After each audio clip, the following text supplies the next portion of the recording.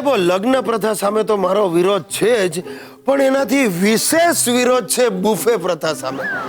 અરે સાલી આથી કઈ ખાવાની સિસ્ટમ છે? ખાવાનો આનંદ જ લૂંટાઈ ગયો છે. ના ના, પહેલા પ્લેટ લેવા માટે લાઈનમાં ઊભા રહેવાનું અને પછી ખાવાનું લેવા માટે લાઈન લગાડવાની.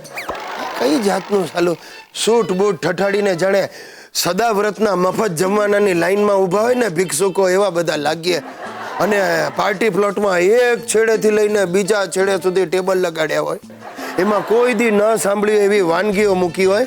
એ બધી વાનગીઓ ઉઘરાવતા ઉઘરાવતા આગળ વધવાનું, ધક્કા મારતા મારતા બધા જાય. અને પાછો બીજી વાર આપણને વારો આવશે નહીં આવે, મળશે નહીં મળે, એ બીકે આવડી એમથી પ્લાસ્ટિકની પ્લેટમાં બને એટલું ઠાંસી ઠાંસીને ભરવાનું. અને એમાં જો કોક વાતોડીઓ મળી ગયો તો શું ગિરીશભાઈ, હલો આ શું ખબર, એ વાતો કરવામાં આપણી પ્લેટ વાંકી વળે અને શાકનો રસો જાય શીરામાં અને દહીંનું રાયતું જાય જલેબીમાં. આનું વાનગીનો મૂળ સ્વાદ શું છે ને એ તો આપણને ખબર જ ન પડે. અને એમાં જો નસીબ પાદરા હોય તો સાલી ચટણી રગડતી રગડતી પડે આપણા કપડા ઉપર. અરે ભાઈ, હમણાં 2 દિવસ પહેલા તો કંઈક ગજબ થઈ ગયું. આવું જ આ બુફે હતું, એમાં મારા બાપા મોઢું ઘાલીને આમ ખાતા જાય ને આગળ આગળ ચાલતા જાય. તે એકાદ ડોસી કંઈક નીચે પલાઠી વાળીને જમવા બેઠી હતી. બાપાનો પગ એના ખોળામાં પડ્યો, એની પ્લેટ ઉછળી ને ડોસીએ દેકારો કર્યો અને બાપાનું આખું પાટલું ગુલાબ જાંબુની ચાસણીથી બધું ખરડાઈ ગયું. લોકોને તો કૌતુક થઈ ગયું. અરે ભાઈ, હું છોબીલો પડી ગયો. તરત બાપાનો હાથ પકડ્યો ને એમને બહાર ખેંચી ગયો ને સ્કૂટર પર બેસાડ્યા. ને હજી તો સ્કૂટરની કિક મારવા જાઉં એ પહેલા 3-4 કૂતરાઓ દોડતા આવ્યા ને બાપાનું પાટલું ચાટવા માંડ્યા. ને બાપા ડરી ગયા. કરડશે એ બીકે આમ પૂતળાની જેમ બેસી રહ્યા સ્કૂટર પર. અને એટલામાં એકાદો ફોટોગ્રાફર મને ઓળખી ગયો. તે એણે કૂતરા સાથે ને મારા બાપા સાથે તરત ફોટો પાડી લીધો. સ્માઇલ ગિરીશભાઈ.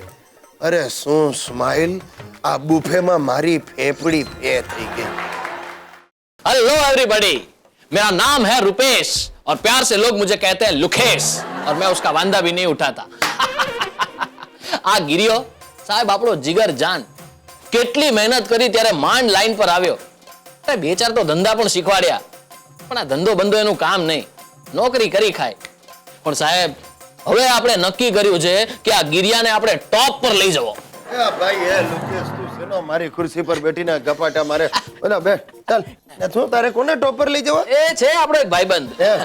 અલા લુકેશ, તું પોતે હજી ધર્માદાના ટિફિન ખાય છે અને બીજાને ટોપર પહોંચાડવા તારે? એ યાર ગિરિયા મેં નક્કી કર્યું છે કે આપણે આપણી પોતાની આઈપીએલ માં એક ટીમ બનાવીએ. IPL team? કટકી 11. અરે ગાંડા, કરોડો રૂપિયા કમાઈશું. લુકેશ, તને ખબર છે આઈપીએલ ની ટીમ બનાવવા માટે કરોડો રૂપિયા જોઈએ. ક્રિકેટરોને ખરીદવા પડે ને પછી ટીમ બને.